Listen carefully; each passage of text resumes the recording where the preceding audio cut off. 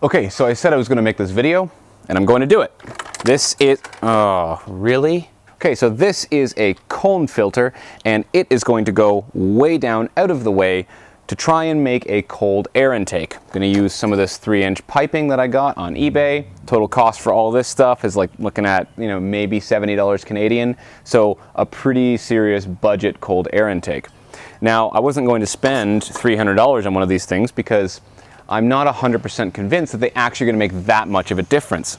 So I've seen some stuff online, guys that dyno with the cold air intake before and after. They get, you know, an increase in wheel horsepower. I saw one guy did, I think on Engineering Explained, great channel by the way.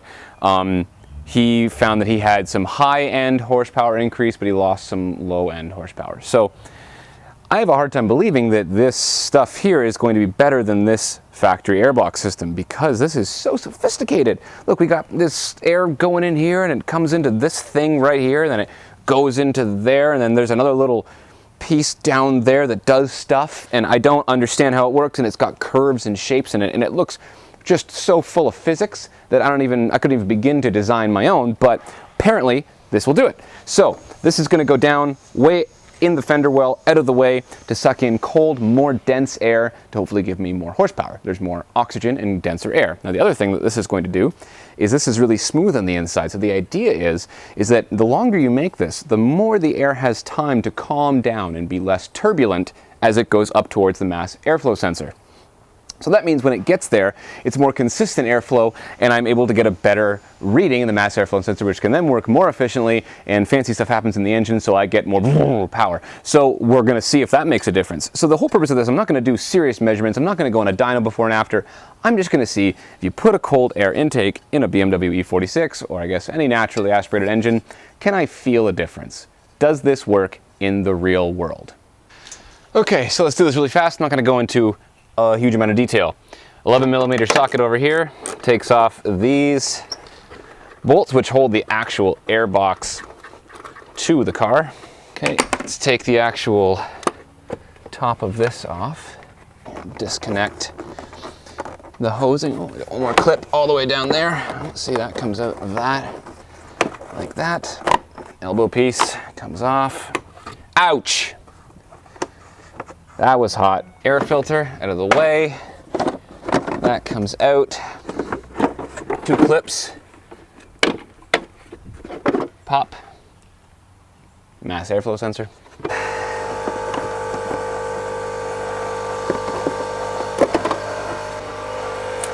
There's a random piece of airbox stuff. Does a thing, I don't know what. So I am going to put an elbow joint onto this right here. Okay, so be careful with this. This is a very expensive sensor. Fits like a glove. I've got this one here, which is the clear choice, because that gives me the right angle. Yeah, so that's just going to go right down into there.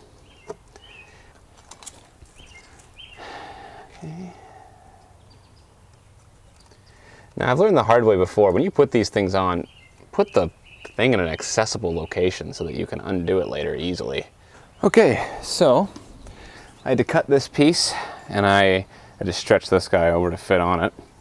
But this is all custom stuff, so this is irrelevant. If you're doing your own, you're gonna have to kind of make it up yourself. All the way down into the annals of my car. There we go, lock that in there.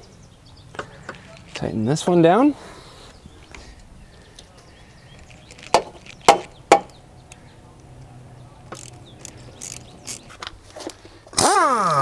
And take the wheel off.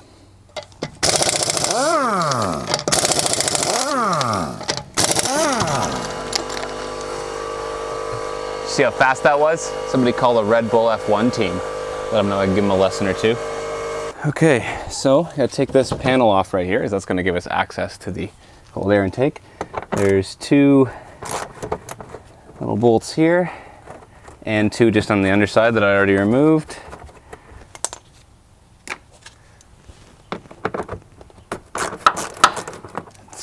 going to kind of be pretty apparent, is that it won't come off unless you've undone all of the bolts, right? So be careful, because the temperature sensor is right down here, hanging there. There's a little clip here that I didn't want to come out, so I'm not going to bother it that much because I don't really need to. Shove the whole thing. Okay, so there it is, sitting down there like that. Got the heat shield facing this way.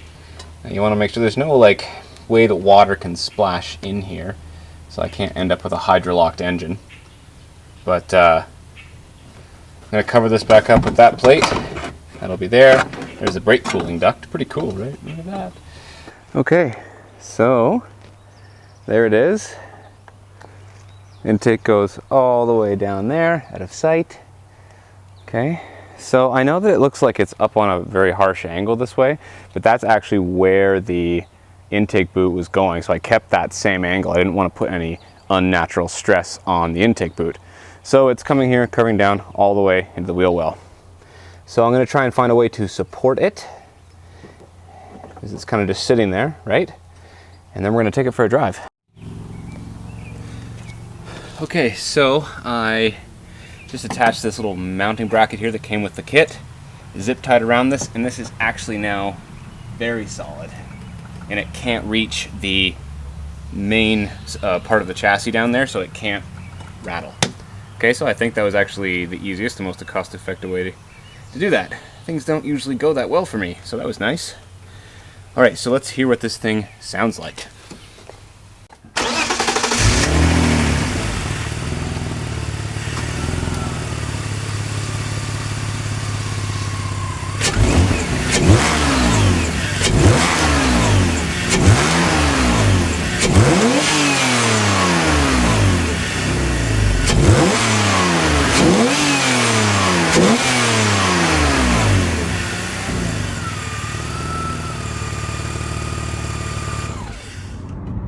Okay, so here is my real-world review of this budget cold air intake that I've made. Now, I waited a day or so before I actually filmed this for two reasons. One, I wanted to make sure that the computer had adapted to the change in airflow, and two, I wanted to drive it in a series of different scenarios and temperatures and whatever to give you a good encompassing picture of what kind of a change it's made.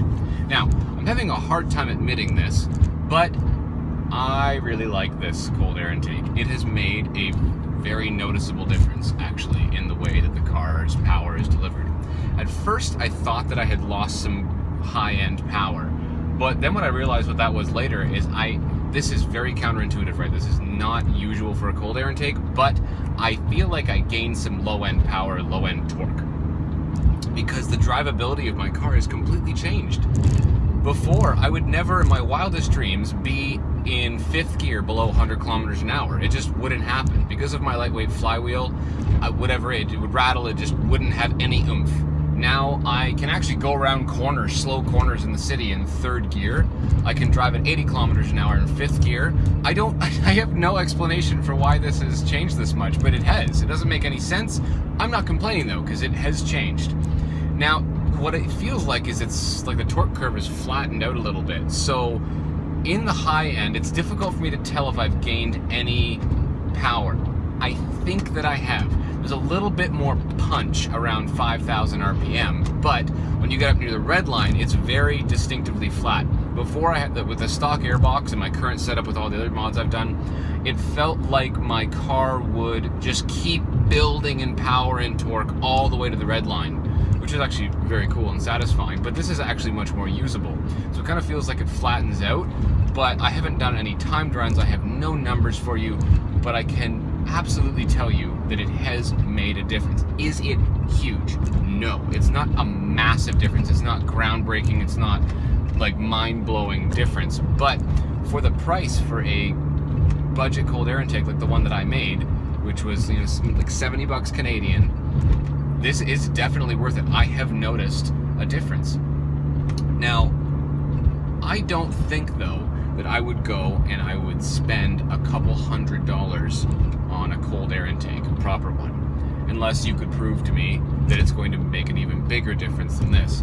Because this is not a couple $100 worth of difference. A couple $100 can go a long way in other sorts of suspension modifications for an E46. But for the price that I paid, I definitely would recommend this as a mod. It sounds better too. It's kind of a more like low-end grunt and a little bit more of a noticeable induction noise. It's the best my car has run since I bought it, and I have no explanation or reason for why the cold air intake did that, but I can tell you that all I have changed between 2 days ago and right now is the cold air intake, period, end of story. So it gets my vote. I will happily eat my words on that one because I honestly did not think that it was going to make that much of a difference. So there you go. TH admits he's wrong, and you can go ahead and follow my DIY and make a cold air intake yourself and let me know if it makes a difference for you, because I would love to know if it just happens to be a fluke for mine. Also too, another thing very important before we go, I'm getting just around 9, sometimes under 9 liters per 100 kilometers now, driving in the city, on the highway, combination of everything. Before I was getting 10.5. So it's over 1 liter per 100 kilometers difference in fuel mileage. I don't know what to tell you. I have a hard time believing this myself, but there is your answer, okay? Cold air intake, I would do it if I was you, if you can do it for this price. End of story. All right? If you have any comments, questions, or alterations you think that I can make to mine to maybe improve it, improve the airflow or improve the cold air coming in, then please put them in the comments. Let me know. Let me know what you think of mine, and if you did one yourself, really, really let me know, because I'd love to know how it worked out for you. Okay? Talk to you next time.